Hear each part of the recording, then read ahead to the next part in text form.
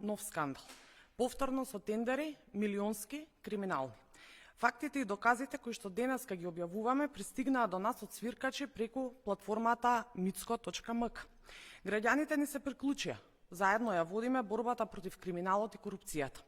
И како што кажавме, нема да престанеме. Одиме поред.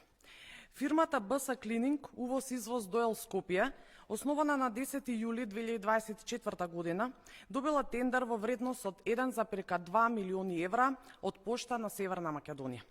Договор што го склучила е за чистење и одржување хигиена.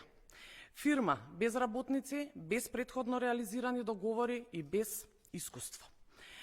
Во моментот на аплицирање, оваа фирма не ги исполнувала основните услови наведени во тендерската документација. Немала минимум 3 претходни договори за хигиенско одржување, немала најмалку 50 вработени, не остварувала годишен приход од најмалку 100.000 евра во последните 3 години. Па дури и немале техничка опрема. И покрај овие недостатоци, фирмата сепак била избрана. Се поставува прашањето како?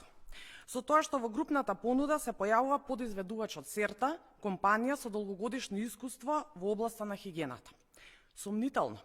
Само 20 дена откако фирмата го добива милионскиот тендер од Пошти, на 24 ноември 2025 година нов собственик станува Сашо Петровски.